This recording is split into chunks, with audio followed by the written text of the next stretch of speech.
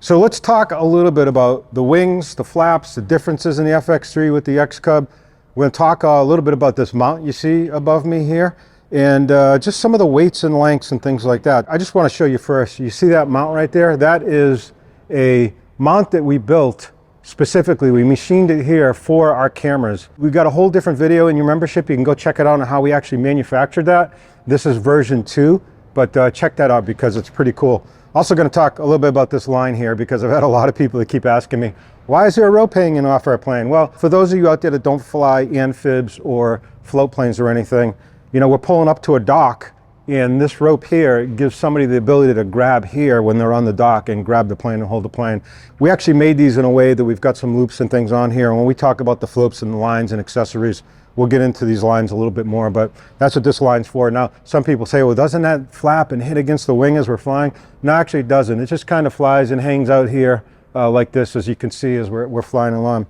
This is 23 feet 10 inches long as it sits here right now. Now, height normally in the NX version, and the NX version is we take the floats off, we've got the tri-gear here, that's usually about 8.5 feet. This plane on floats, we're up to about 12.5 feet. So the wingspan on this is a little bit more than 34 feet, so I typically say it's a 35-foot wingspan. One of the differences in this plane is the cabin is wider. There's much more room in the cabin. When we jump in there, you see it's 30 inches wide. I hear a lot of people say to me a lot, why is it called a CarbonCub? You know, the ribs are aluminum, it's fabric on this. Well, you could see it like this carbon fiber there, the spinner's carbon fiber, the cowling's carbon fiber. There's a lot of stuff in this plane that are carbon fiber that makes it very light.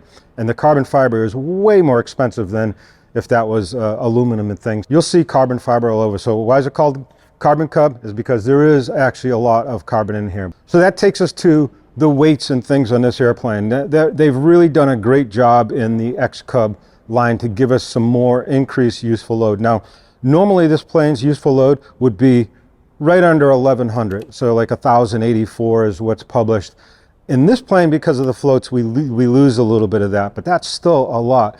And in the cargo area, which you're going to see a little bit more of here in a bit, it's 230 pounds that we can actually put in there as well as the other stuff. Now, in the floats and stuff, we're going to talk about that a little bit more. We can put 50 pounds on each side. So the useful load on this plane is incredible. Normally the total is 2,300 all up, but we'll talk about that a little bit more. So let's get up because I want to talk a little bit about the flaps and the ailerons because they have changed in this plane. Let's jump up there and take a peek at the wing in more detail.